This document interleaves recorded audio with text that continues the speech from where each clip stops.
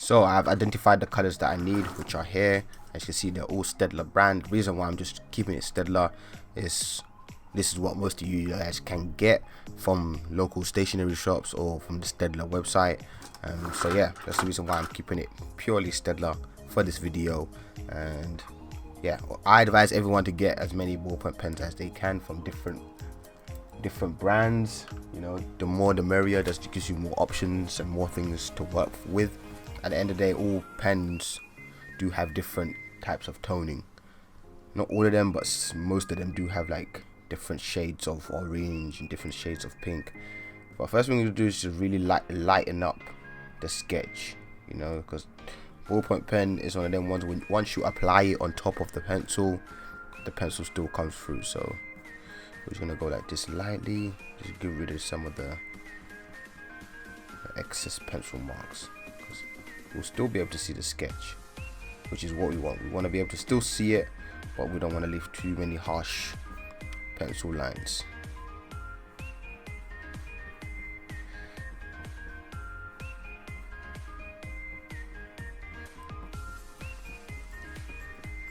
And trust me, this is a mistake that a lot of people make. You know, they sketch out first and then they just go straight and apply.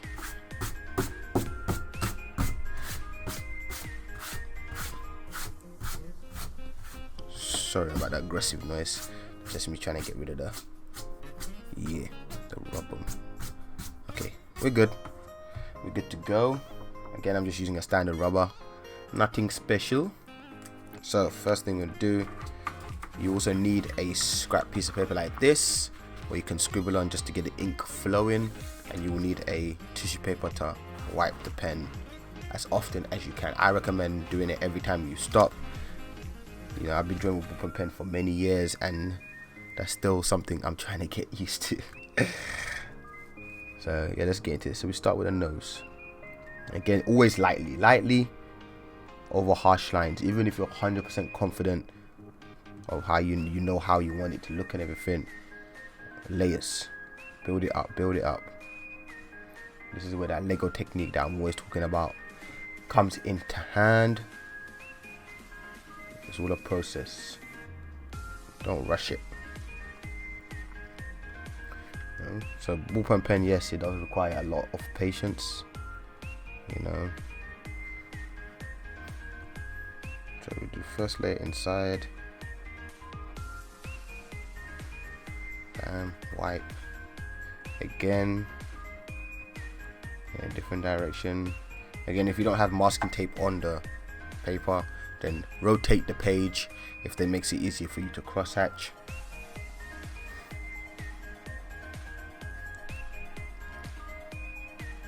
And here we're gonna add a bit more layers here, because this is where the dark area is of the nose. Here at the top. And add another line layer here at the bottom.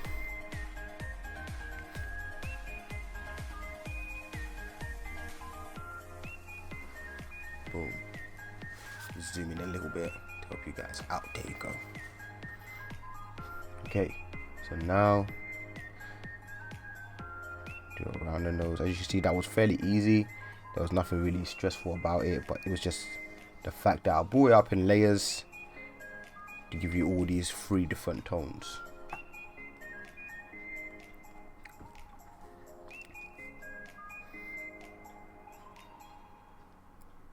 Now, even for someone like me, you can kind of call, you might as well call me a professional ballpoint pen artist now. I think I don't know, maybe I don't still have the right to claim that, because I'm still learning all the time. But you know, even someone like me that has been drawing with this for a very, very long time, you know, I still build up my drawings regardless of how confident I feel and how much I think I know this, that you need to build up your drawing. There's no two ways about it. If you want it to look realistic and the high quality that you're aiming for, you need to build it up with layers.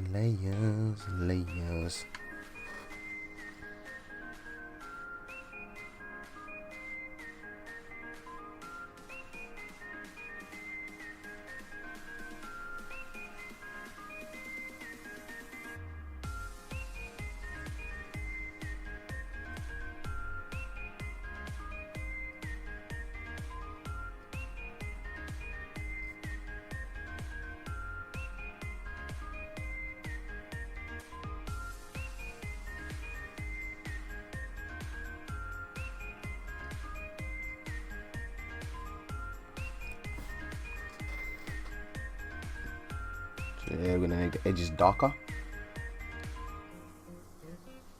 Again, some parts look a bit rough, so there you just add a little bit of roughness.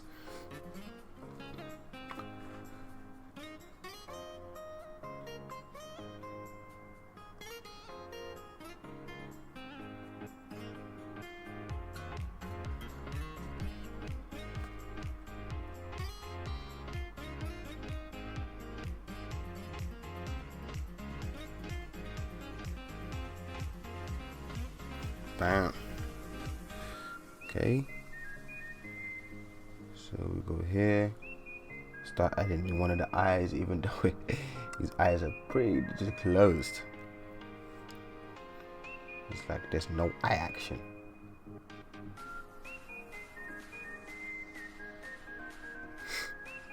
Okay.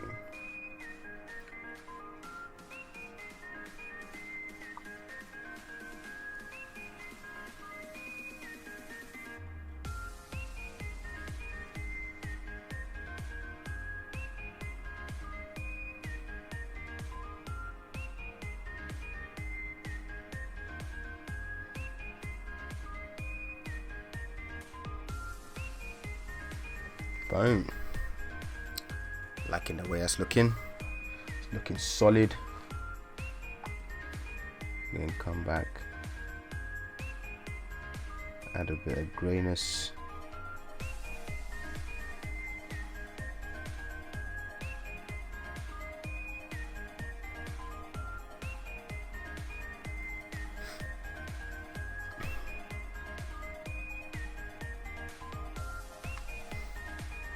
Boom. And then go to the other side, the west side. Now we're doing the east side.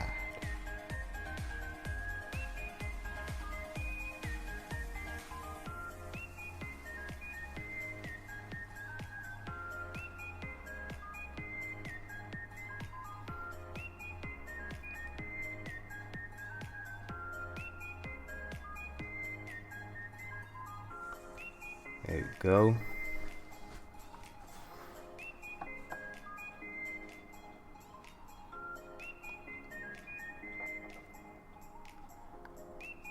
Again, remember to wipe your pen every time you stop. Wipe, wipe, wipe.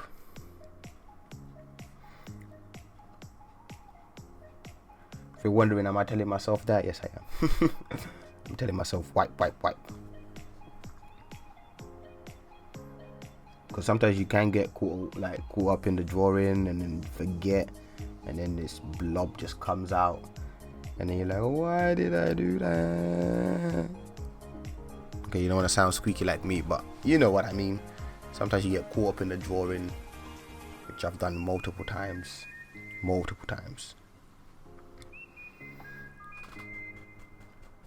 Okay, so that's like the main areas where I'll be using black. As you can see, some of it is gray tone simply because I just applied layers very lightly in order to create that gray tone.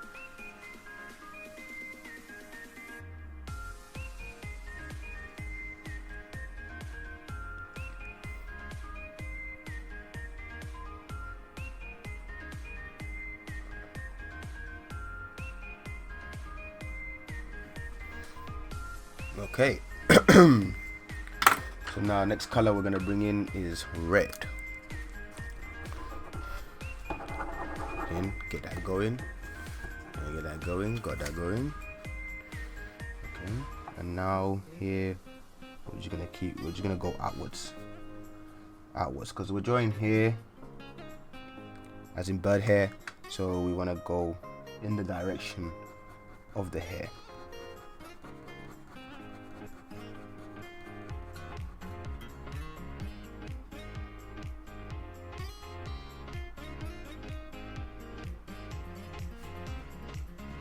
Again, if you want to rotate the paper, that makes it easier for you to do that.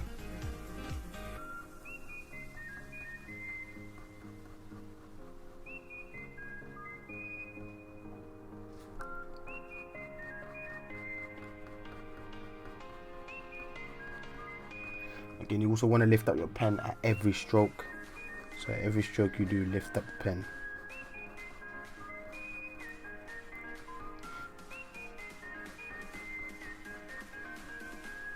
That's another key when it comes to like creating a realistic drawing. Lift up the pen with every stroke. Lift up the pen with every stroke. As you can see, just literally just building it up on top of each other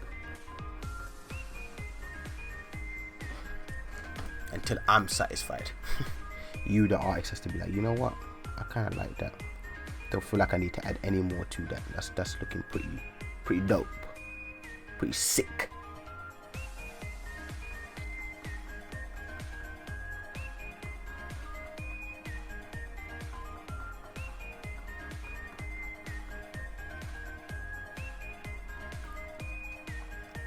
Add a little bit more. Of course, there is a point where it can be like a bit too much, but I don't feel like we've reached that point just yet. Okay, that's the one side. As you can see, it makes it look like hair with the lines, following the lines in the direction that it's going, but also the lines working on top of each other. Didn't really change the consistency of the strokes as well. I kept it pretty much the same. So this way, see, this is why I say it's hard going from left to right. So I've obviously been doing this type of drawing for a while now, like drawing in just a one direction. So if you're, like I said, new and you feel like you'll be better at rotating the paper, please do so.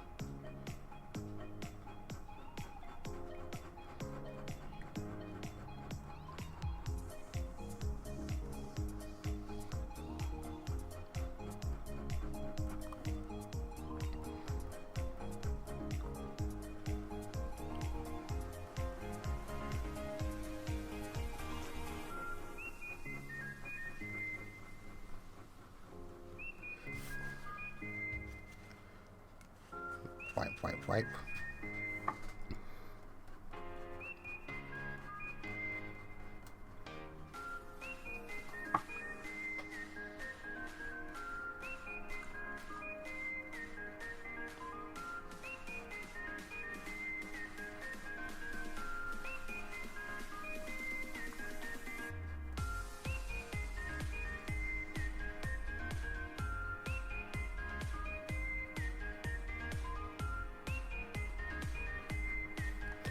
Bam.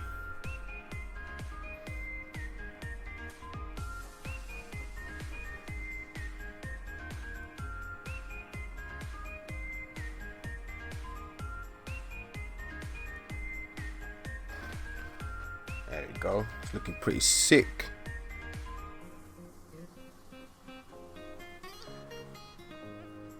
Again, doesn't have to be 100% equal in like the length is going down or things like that.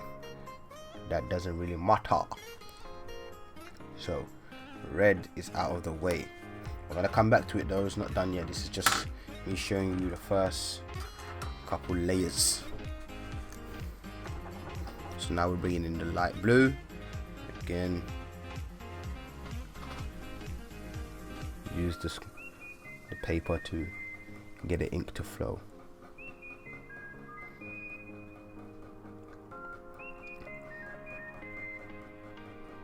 So the key here is to try and create different levels of hair.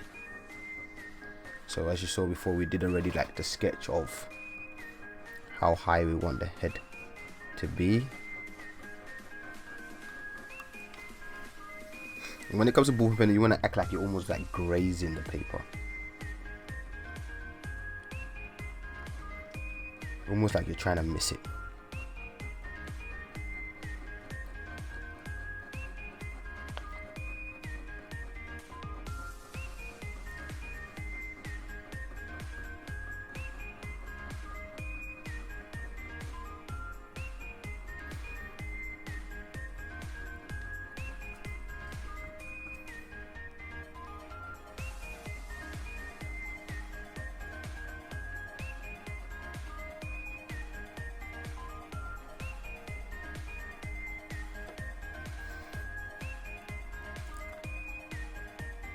See that?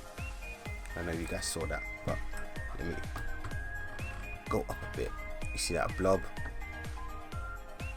Musa. So the key to getting rid of something like that is obviously to use a white pen. Again, it's not going to get rid of it totally. As a matter of fact, it'll probably ruin it.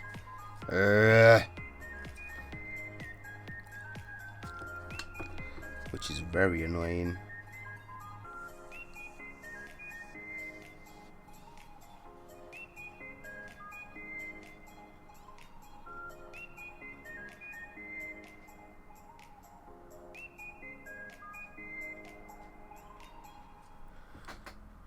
So do something like that to cover it up, and then basically carry on. You know, really, there's nothing really can.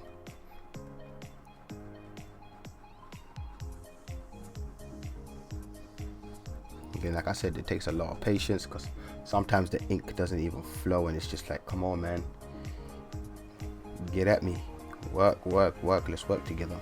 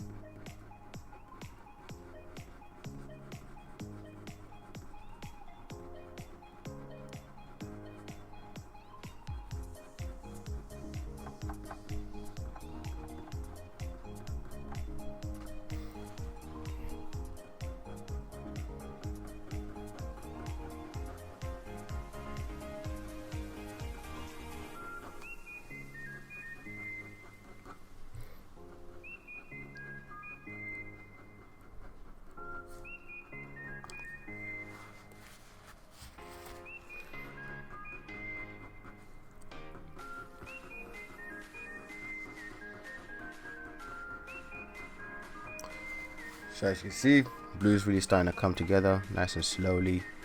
Just building it up. Building it up and up and up and up and up until we can't build it up anymore. That blob that we did as well, as you can see, it's starting to fade out. You can't really see it anymore. Well, luckily we had the white pen to cover it up, but hence why I'm saying wipe your pen.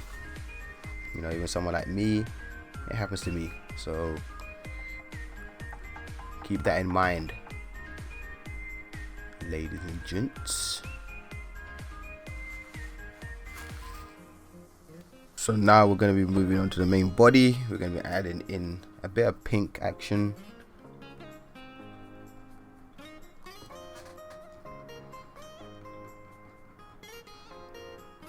Just a little bit, nothing crazy.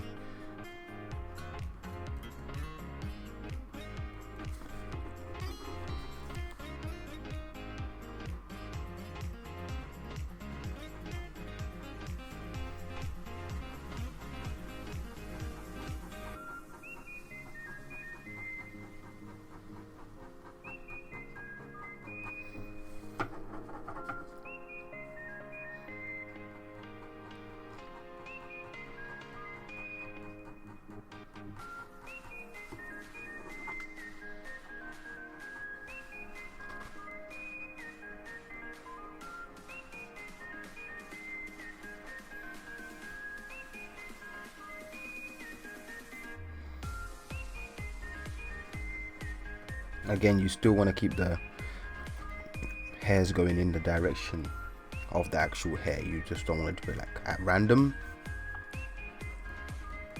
When it comes to realistic drawing, you don't really want to do anything at random. You want to keep everything as accurate as possible in order to create the most realistic drawing you can.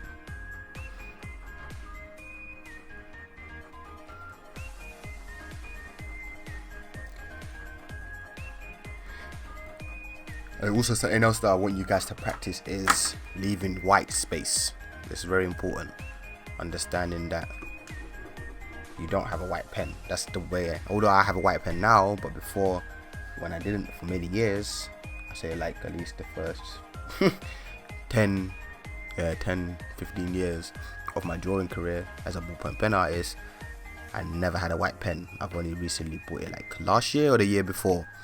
But yeah, that's what I want you guys to do. I want you to do your drawings as if you don't have a white pen. And now if you do have a white pen, then that's just going to help you out. But here we're bringing in the purples.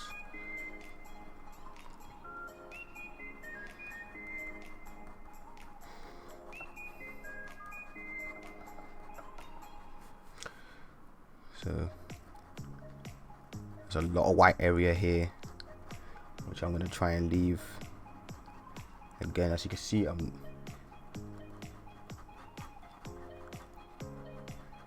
literally just looking at my reference photo and trying to apply everything that I see. Also, with ballpoint pen, the beauty of ballpoint pen is the more time you spend on your actual drawing with the layers and stuff, the more realistic the drawing ends up looking. So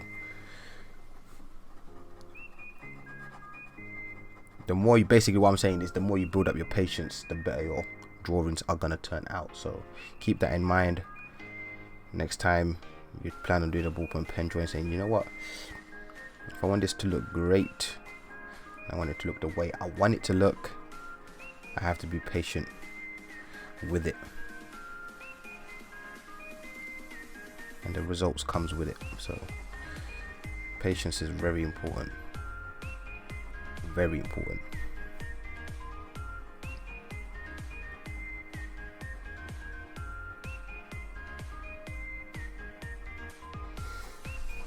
I have to reduce the brightness. Okay, wait. Yeah, I guess that's better, so you guys can really see like the texture. Because sometimes with cameras, sometimes the texture and everything can get caught up in it. The same when I scan my images. When I scan my images, I lose so much color. It's ridiculous. it's actually crazy how much color you can do just from a scanning of an image. That's why I normally have to use Photoshop or something just to tone up the colors, make it a bit brighter, things like that.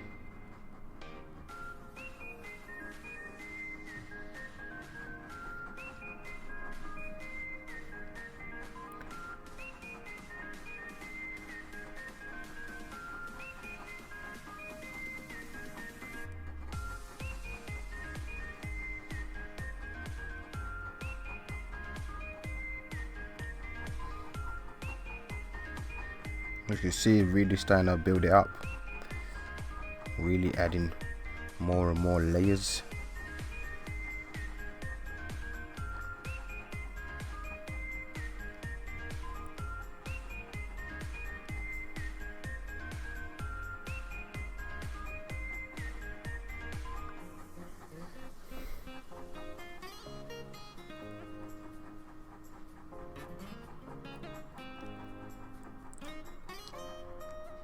I will be able to add more pink after.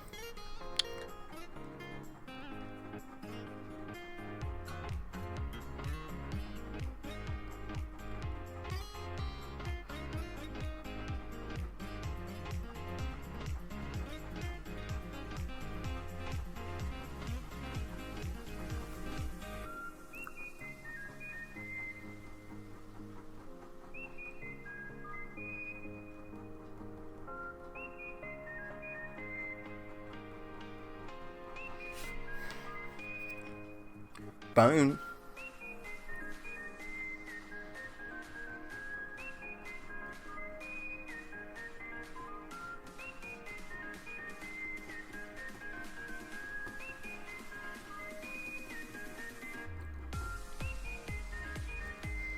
See that side? It looks so much better, right?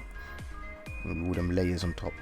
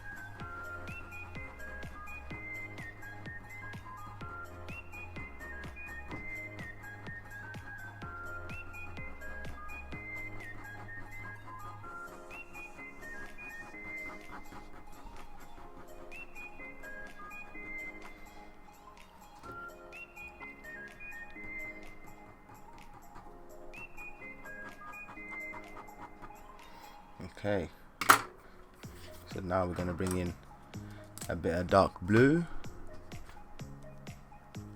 to really work on this purple area. We're going to add some dark blue here, just very lightly. This is very important, ladies and gentlemen. Very lightly, very lightly. I cannot stress that enough. Almost to the point where it looks like I'm not really doing nothing. Again, I'll say it one more time, very lightly. As you can see, it's already starting to make a little bit of difference. Little bit of a difference. Just add in certain areas, really bring that purple to life.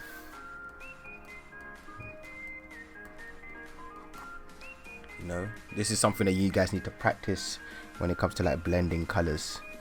You need to start. There's a lot of mixing, trialing and error, understanding. Okay, this works, this doesn't work. I'm gonna need a. You're probably thinking, okay, how did you just know it was blue? I've been doing this for a very long time. That's one, and that's what my eyes see. My eyes see a bit of hint of blue with the purple, with the fur and the hairs and everything. And I was like, you know what, blue. I didn't even try it out. I just went for it. You know. Got to take some risks. Of course you can take calculated risks, but you know, it's art, man. I love this stuff. It's supposed to be fun, supposed to be like ooh type of situations. So but yeah, I saw blue, so that's why reason why I was like, you know what, blue needs to be added to it. And as you can see already, it's starting to make a really big difference in the way the hair looks. So yeah, again, as you can see, I'm not really going crazy with it. I'm not like, oh my god, blue everywhere, like it needs to be over the top blue type of situation. Nope, just enough. That's done. And now here, this is something I'm going to show you guys. You can always bring back the purple and again apply it on top of the blue, and it might come out a little bit darker, just a little bit. That's up to you. If you feel like you need it, then do it. If not, leave it as it is.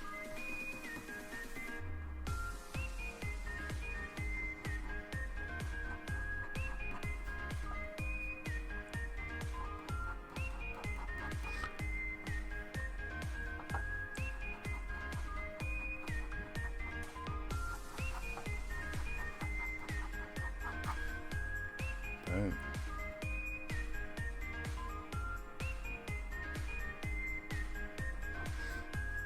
Go. And now we're going to bring back a little bit of the pink. I feel like pink needs to be in here a bit more, especially these areas, around the edges, around the corners.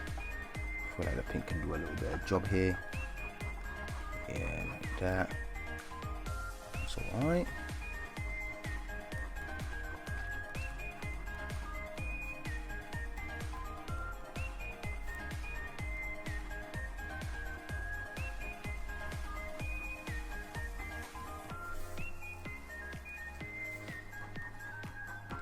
I like that. And now we're gonna come back to the red part, and we're gonna bring in a bit of brown, because that's what I see.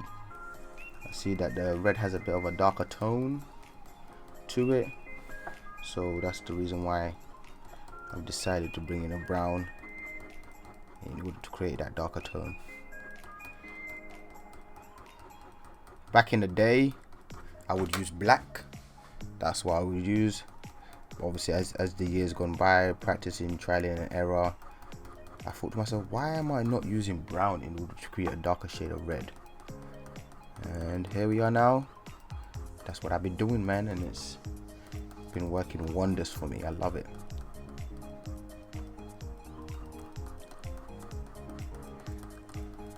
When it comes to art, you have to be willing to make mistakes. Like, you have to be able to say to yourself, you know what, I'm trying to learn here, you know, and that means I am going to fail multiple times in order to get it right. You know, when like a kid is fearless when they're growing up. You know, when a parent's like, don't do this, they're like, okay, I'm gonna do it. You know, you told me not to do it, so I'm gonna do it. And once they learn that, okay, that I shouldn't have done it, you know, I shouldn't be doing that, that's when they stop. When they're trying, they're like, okay, maybe it wasn't that bad. You know, kids are fearless, and as we get older, we just try and get too perfectionist, whereas we lose that fearlessness that got us. We achieved a lot when we was a kid, you know, like whether it was like building stuff or going out with your friends and just playing games out in the streets. Like, you would try different things, come up with new games. It was crazy being a kid, you know, your mind was just always on the go. So here we're bringing in a bit of green in order to make the hair a little bit more like almost like a neon type of color. Just add a little bit to it, nothing crazy, just a little bit of this, a little bit of that, and then bring back the light blue, and then start making some of these corners a little bit darker.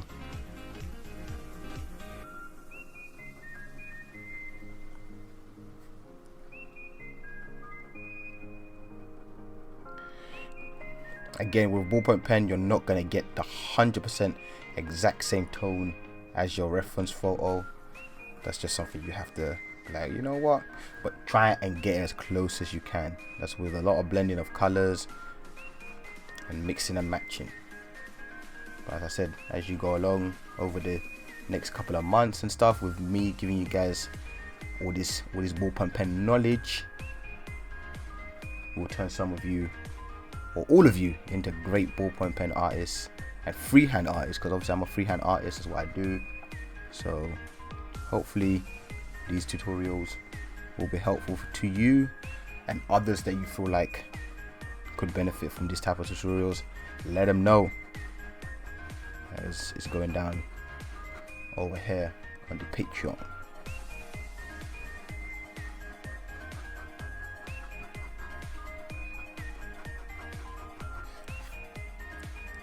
See, my problem is I never take hair extremely seriously. I take it seriously, but I don't take it to like the level of like, oh, it has to be 100% perfect. So here with the hairs, I'm gonna add a bit of brown here in between certain areas, not all. Could use black, but I prefer brown because I feel like brown is what I'm seeing right now. Maybe I'll take the black and apply it to certain areas after. But right now, as I'm drawing this and looking at my reference photo, I see brown. Bam. It's really starting to come together.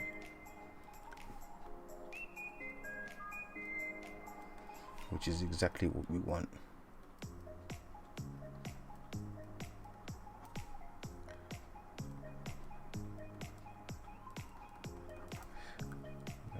It's looking good. Likey. Bring in the black.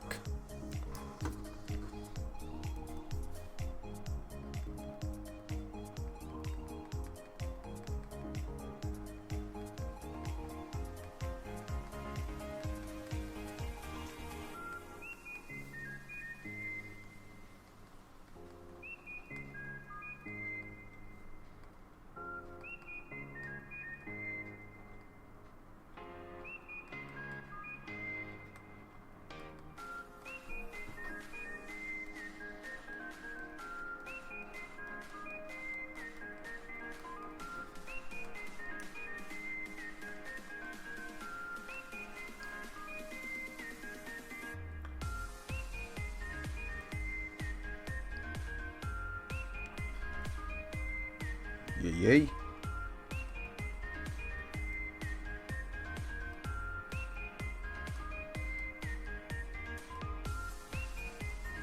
Again, everything light. Because the key with ballpoint pen is you can always add more layers as you go along. But once you apply it too dark in the beginning, you literally can't go back. So again, that's the best advice I can give you. Build it up, have that patience. You need to have that patience if you're going to be a great ballpoint pen artist. Even me, I say I'm not even that patient, you know, like the patience of other ballpoint pen artists that I know that can spend 50 hours plus on drawings, you know. But I have patience enough to get to the standard that I like. I've always been that guy that likes doing realistic drawing, but I always want my drawing to look like a drawing. I hope that makes sense. You know, I've never wanted my drawings to look like actual photos. You know, to the point where people are like, that's a photo, it's not a drawing. Even though I do get that still sometimes, not all the time, but sometimes. But most of the time, I'd rather have people say, "Oh, that's a sick drawing." You know, like I like it. It's got character.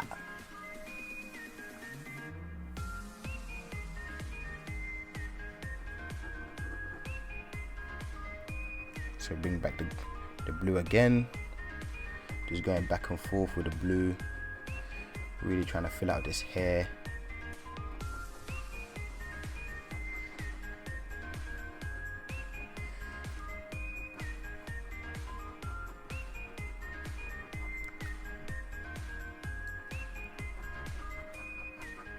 Bam.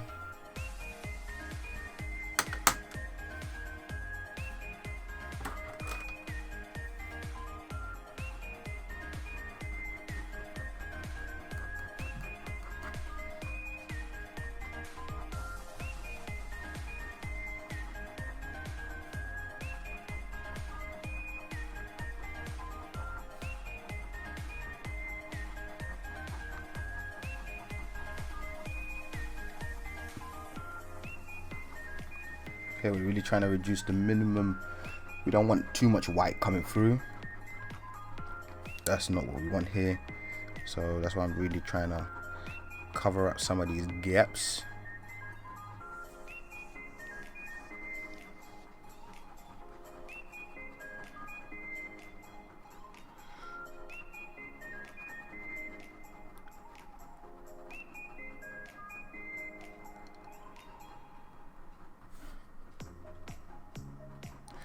Bam. That's nice. Pause it there.